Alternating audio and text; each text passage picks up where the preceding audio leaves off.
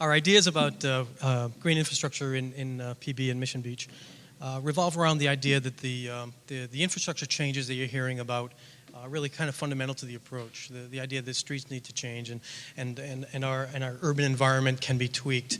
So we're really talking about incremental change. And incremental change works particularly well with regard to the environmental impact that we have. So if we have many opportunities to change a little bit of land, and that little bit of land is distributed up throughout our watershed from Mission Bay, then those opportunities really present a cumulative net benefit.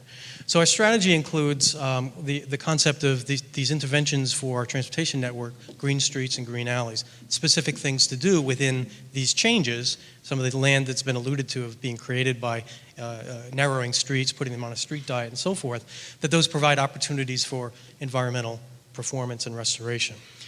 You've identified, major wetland restoration project in Mission Bay, and that's what I would consider to be a mega project. It's certainly something you want to do for all of the reasons that you've already identified. We feel that you can't really wait around for that or develop the funds. Certainly continue to pursue those projects, but in the meantime, there can be a lot done, and a lot will happen, and it will matter. So at the bottom of the slide, we've really identified some, sensitive areas here, the parking lots associated with the park itself and potentially, the SeaWorld environment. There's a lot of pavement there, and there are ways of making that environment more responsive ecologically. So the idea here is that we have an environment that is about a healthy watershed for a healthy bay.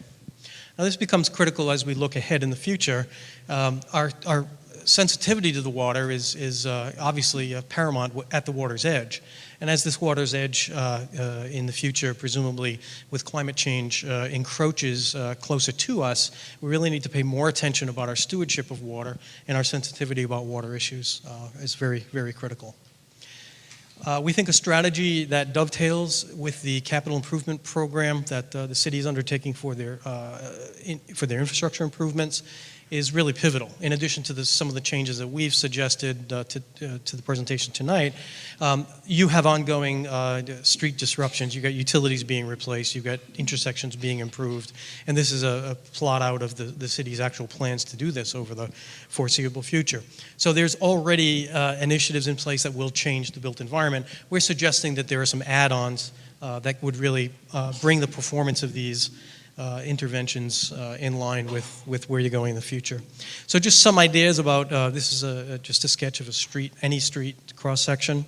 And as we start to think about some of the changes that are likely to happen, that the fabric of the street itself changes. Bump outs for curbs can be reallocated as rain gardens, places that take water into the ground, take water up into the atmosphere.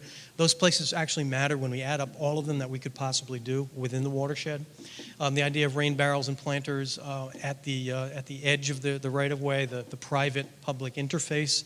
And the idea that if we are reinventing the kind of street tree, the experience of the street, let's do that in a way that's environmentally responsible and can contribute to the benefit and the health of the district itself. Specifically, when we're looking at infrastructure projects, there are things that can be done a little differently. If we're replacing storm drains, we can replace them with larger pipes that back up water intentionally into the pipe, hold that water, and release it more slowly downstream. So those detention aspects are significant. And we can also design them to exfiltrate, to put water into the ground along the way so that we have less water that finds its way into the bay.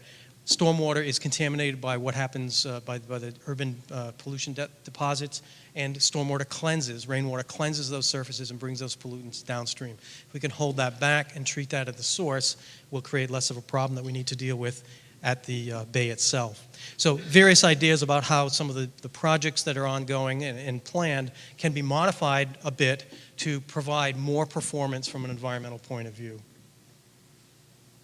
Green alleys. You saw some of the alley slides before, but other communities, Philadelphia and Chicago in particular, are repurposing their alleys to take water in, to allow them to actually contribute through additional landscape and additional pervious surfaces to create less runoff and actually use the alley itself as a mechanism for minimizing impact. We've identified, you've identified your wetland restoration project, and clearly a long-term and a very important project for the health of the bay. But as we would consider an end-of-pipe solution, a very important solution, but you have one chance to do this, and it has to be done in a very, big way. Incrementally, we think, feasible, you can start tomorrow. We'll talk a little bit about phasing and staging.